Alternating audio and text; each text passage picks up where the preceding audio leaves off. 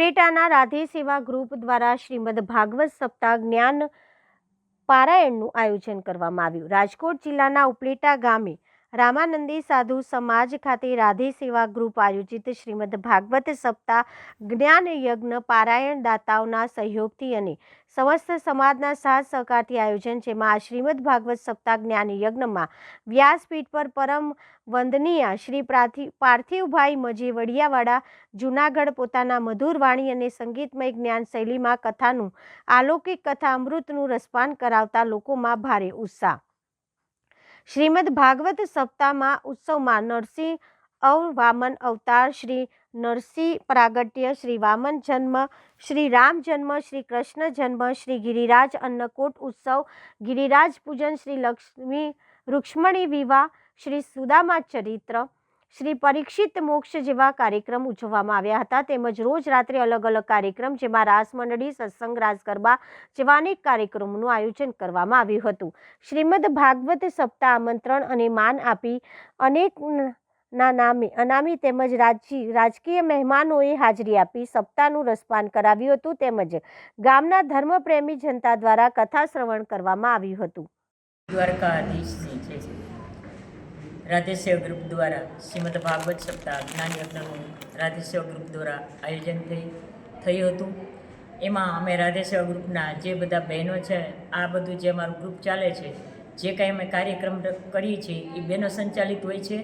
અને અમે આ રીતે કોરોનામાં અમને એક એવો વિચાર આવ્યો કે શ્રીમદ ભાગવત સપ્તાહ કરીએ, એટલે અમારો એવો સંકલ્પ હતો। અને ખાસ કરીને મારો, અને હું અત્યારે રાધે સેવા ગ્રુપમાં પ્રમુખ તરીકે મારી સેવા બજાવું છું અને બધા જ બહેનો સાથે રહી હળીમળી અને કામ કરીએ છીએ।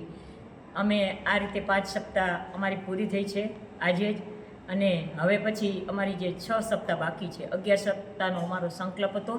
અને છેલ્લી સપ્તાહ અમે બધા રાધે સેવા ગ્રુપ દ્વારા અને અહીંથી જે ભાવિકો કે શ્રોતાઓ આવે એ બધાને પણ અમે ત્યાં હરિદ્વાર લઈ જઈશું। અને અમારી એવી ઈચ્છા છે કે અમે 11મી સપ્તાહ હરિદ્વાર કરીએ।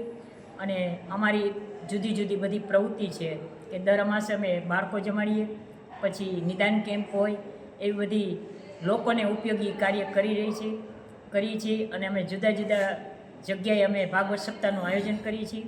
અમે કોલકી કરી, એવી રીતે ઉપલેટામાં અમે 4 કરી। આ રીતે અમે બધા બહેનો સાથે હળીમળીને કરીએ છીએ। અને અમારો ધ્યેય એક જ છે કે લોકોને સારા વિચારો મળે, વ્યસન મુક્તિ થાય।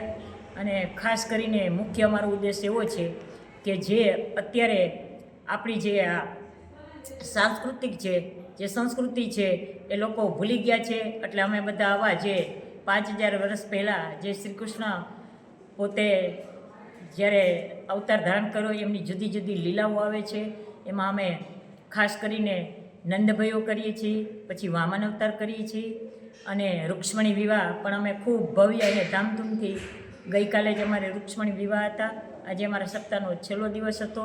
અને અમે જે બધા કામ કરીએ છીએ એ નિસ્વાર્થ ભાવે, એમાં અમારો કોઈ હેતુ સ્વાર્થનો હોતો નથી। એટલે આ રીતે અમે આવું કાર્ય અને અમને સારા વિચારો શ્રી કૃષ્ણ પરમાત્મા આપે એવી પ્રાર્થના રાધે સેવા ગ્રુપ દ્વારા હું કરું છું। જય શ્રી કૃષ્ણ। રાધે રાધે રાધે।